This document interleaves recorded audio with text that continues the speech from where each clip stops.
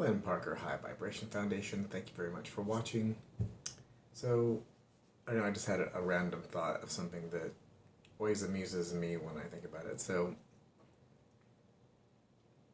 long story short, I was dying and I went to go visit my mom. I packed up all my stuff and I went out to visit. I was going to go and visit different people while I had still a little bit of money. I said there wasn't really anything I could do. I had a hard time breathing. I needed oxygen to fly on commercial airlines, so it looked bleak.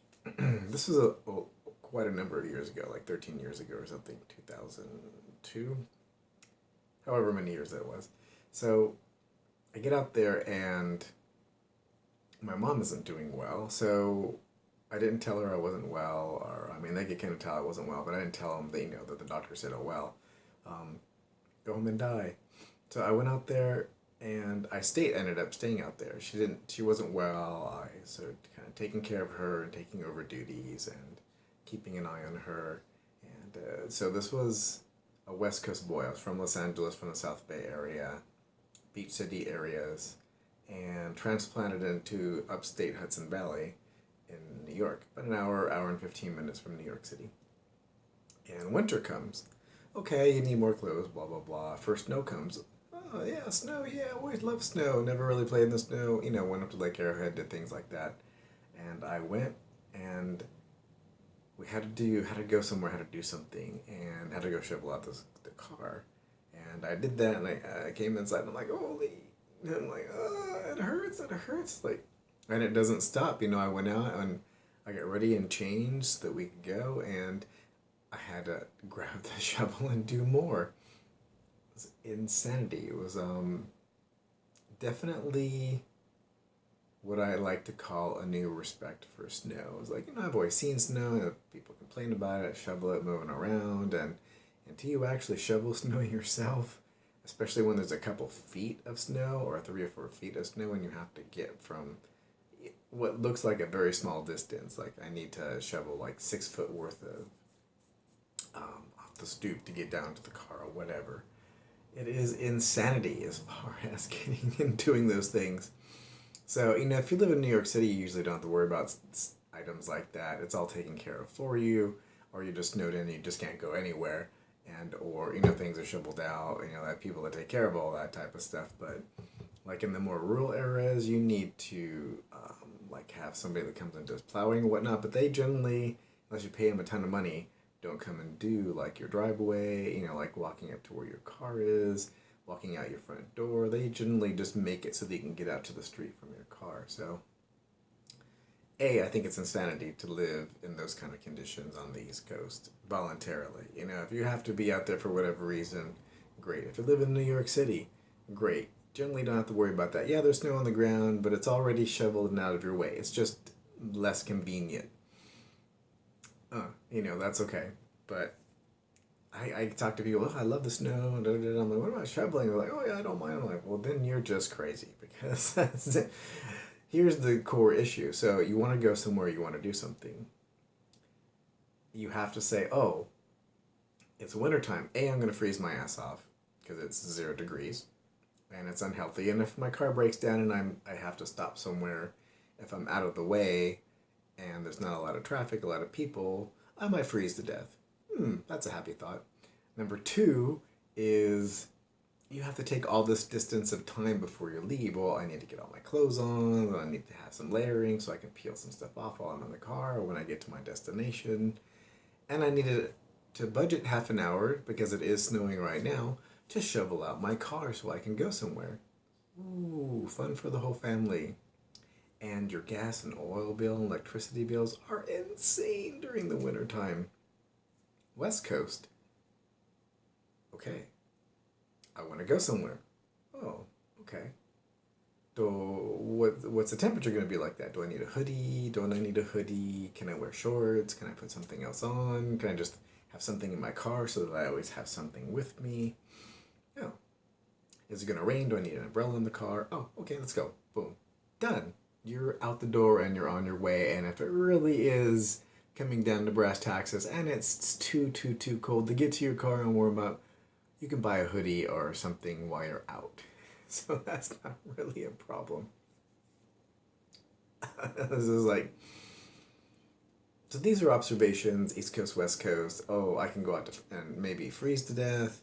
I have to have special tires. I have to have time to shovel out. And when I get to my destination on the East Coast and I spend time with friends or do whatever, I have to account for the time to go out to my car and make it accessible if it is snowing during this process, and probably shovel it out a little bit or do this and that to get even into my car before I go home. And when I get home, can I park my car where I normally park my car?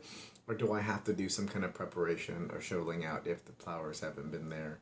Do I have to get up extra early to do and make sure that I can get to my car and accessible and turn it on for 15 minutes so that it's warmed up before I leave?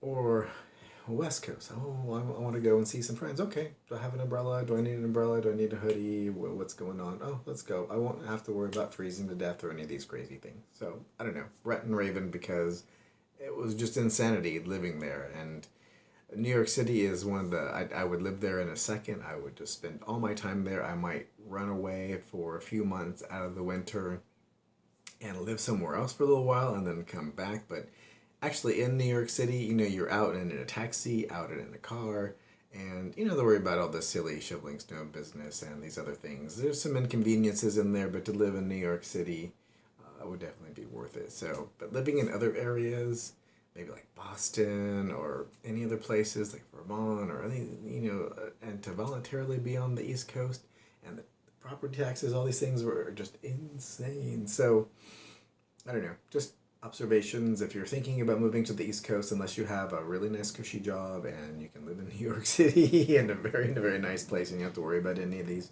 considerations and have everybody else do things for you, fantastic. Maybe have a house up in Connecticut and have it all taken care of and not have to worry about shoveling snow or any of these types of businesses. But if you're a regular working class person and you have to go and you work in New York City and maybe go to like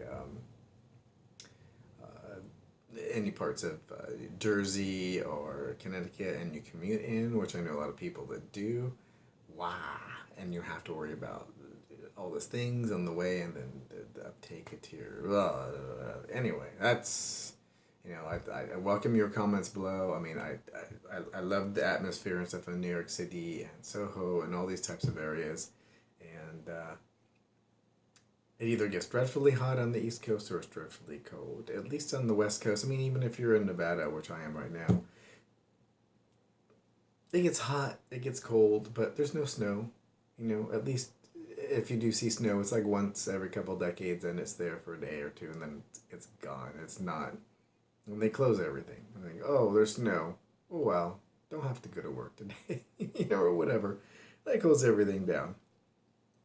On the East Coast, it's just, and then there's hurricanes that come through, and so yeah, you have a little bit of earthquakes, things going on the West Coast. I've been through many earthquakes myself, and that might be the only other downside, and I don't mind earthquakes, it's all good. I've had my bed, when like in the 70s, when I was a kid in Los Angeles, shake from one side of the room to the other, which was kind of cool.